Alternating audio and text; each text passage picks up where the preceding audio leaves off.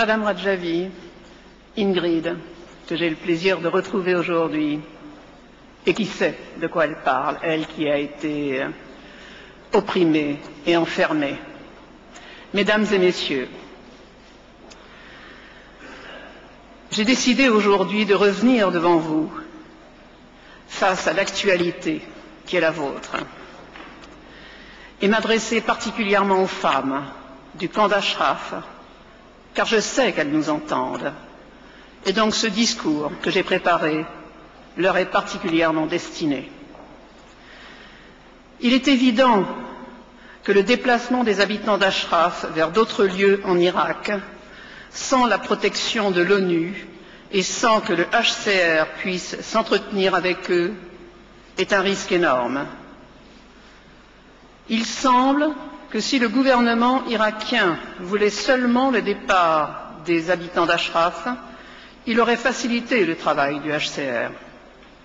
Depuis le 13 septembre, date à laquelle cet organisme de l'ONU a déclaré son accord pour commencer son travail en vue d'établir le statut de réfugié pour les habitants. Ceci aurait permis un transfert rapide vers un pays tiers sûr. Sont l'espoir de l'avenir de toute une jeunesse iranienne.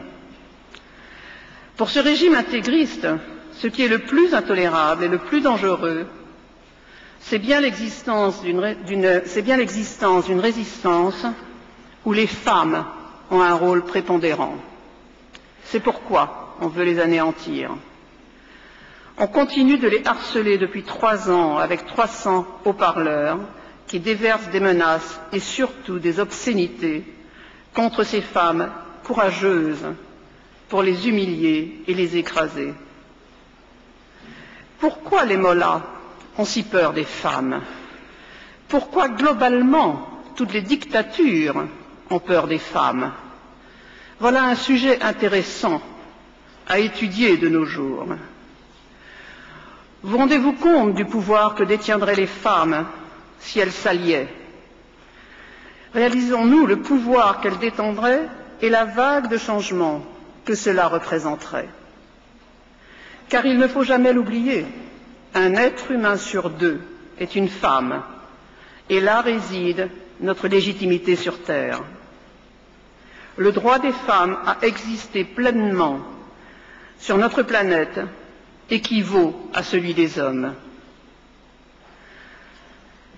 Or, comment peut-on écraser la moitié de l'humanité, la soumettre, la bâillonner, la dédaigner?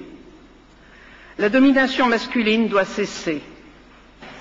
Pour le bien des femmes, bien sûr, mais pour le bien de l'humanité, sûrement. En ce début du XXIe siècle, un vent de démocratie souffle sur notre planète. Des femmes, en réclamant plus de justice, plus d'égalité, plus de liberté, en sont souvent les porte-drapeaux.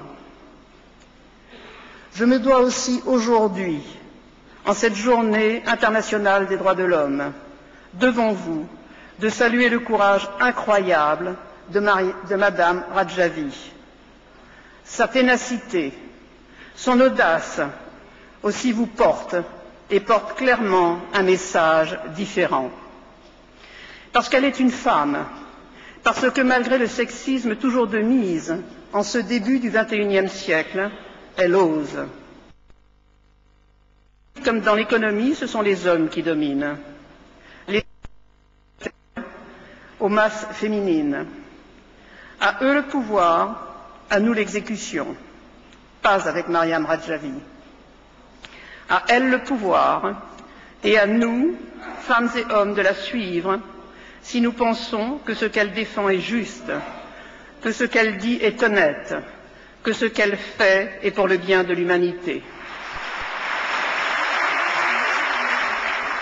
Et pour le bien des habitants du camp d'Ashraf, et particulièrement pour les femmes du camp d'Ashraf. Nous aussi, nous devons prendre des risques dans la vie, dans nos vies occidentales plutôt gâtées. Même si le quotidien pour beaucoup est de plus en plus dur, nous devons prendre des engagements. Je m'aperçois pour ma part que plus je prends d'engagement, plus je me sens mieux. Pour finir, l'information me ramène tout naturellement à l'Iran. C'est un des moyens que les mollahs utilisent car justement la désinformation est le moyen de faire taire la voix de ce mouvement d'Ashraf, en la diabolisant, en semant le doute à son égard, alors que c'est une chance unique face à la dictature religieuse. Autant que le pouvoir en Iran craint ces femmes et ces hommes, autant la communauté internationale a le devoir de les protéger. Je vous remercie.